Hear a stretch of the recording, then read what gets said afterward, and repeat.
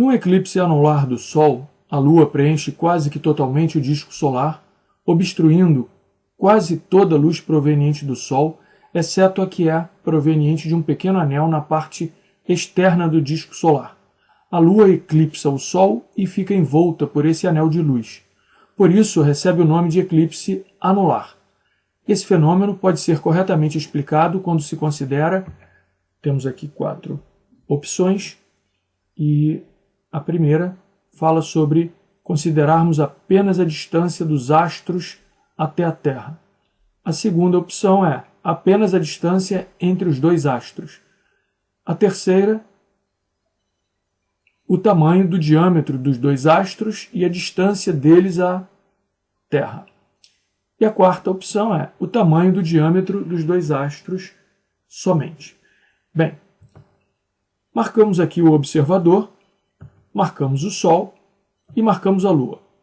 A ideia é, a Lua, que é um satélite da Terra, está muito mais próxima da Terra do que do Sol, gira em torno da Terra, enquanto a Terra gira em torno do Sol. Então a Lua também está girando em torno do Sol, uma vez que ela vai acompanhando a Terra girando em torno da Terra. Muito bem. Num dado momento, numa dada época, já aconteceu e provavelmente vai acontecer novamente, a Lua, ao se movimentar em torno da Terra, ela entra na frente do Sol. E um observador colocado na Terra tem essa visão. Apenas esse anel aqui é visto por ele. Esse anel como parte do Sol, né? O observador vê toda a Lua na frente e vê um anel, que é um pedaço do Sol, uma parte do Sol que não foi coberta pela Lua. Desse modo, podemos reesquematizar esta situação para tentar identificar qual dessas opções é a correta e colocamos a Terra, o Sol, o raio do Sol é de aproximadamente 700 mil quilômetros,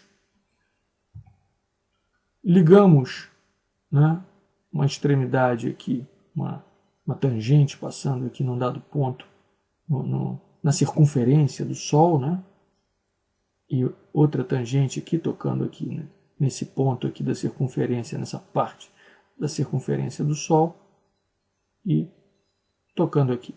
Aqui está o observador. Entre a Terra e o Sol, nós temos a Lua, que em algum momento vai entrar na frente e produzir essa situação. Essa situação, então, em que o observador vê uma Lua gigantesca cobrindo o Sol, ela tem a ver com o raio da Lua, que é um pouco maior do que 25% do raio terrestre. O raio da Terra é mais ou menos 6.400 quilômetros. Note que do Rio a Aracaju são aproximadamente 2.000 quilômetros. Então, se você for do Rio de Janeiro a Aracaju, 2.000, voltou ao Rio, 4.000, voltou a Aracaju, 6.000, e em algum momento no caminho você completará 6.400 quilômetros e você já estará no centro do planeta, ou já estaria, caso você tivesse andado, né, no sentido de ir ao centro do planeta Terra. Quer dizer, é um raio pequeno, né? O planeta não é muito grande. Temos que cuidar bem dele e aproveitar da melhor maneira possível seus recursos. Podemos aproveitar inclusive a luz que vem do Sol, gratuita, botar painéis solares aqui e produzir energia de graça a partir dessa fonte poderosa de energia que é o Sol. Mas voltando ao nosso problema, devido a esse raio da Lua, que é pouco mais do que 1/4 do raio terrestre, repetindo, o raio da Terra é de aproximadamente 6.400 quilômetros e o da Lua é de 1.700 quilômetros. Então, devido a essa combinação de raio ou diâmetro, né, dessa esfera, que é a Lua, aproximadamente uma esfera, diâmetro do Sol, raio aproximadamente 700 mil quilômetros, diâmetro aproximadamente 1.400.000 quilômetros.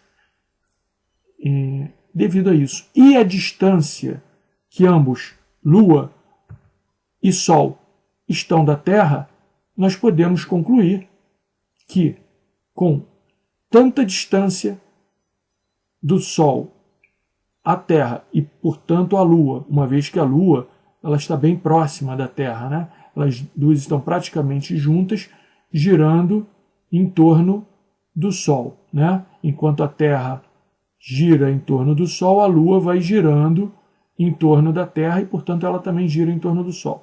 Só que elas estão muito mais próximas entre si, né? Se nós considerarmos a distância de ambas ao Sol.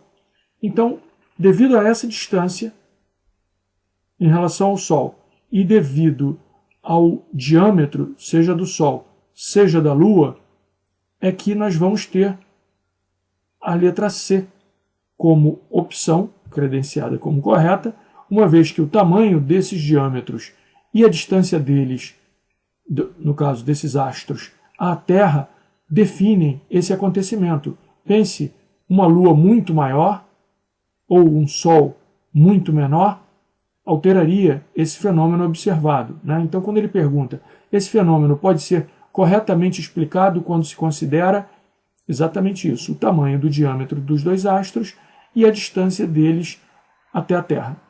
Encerrada a questão.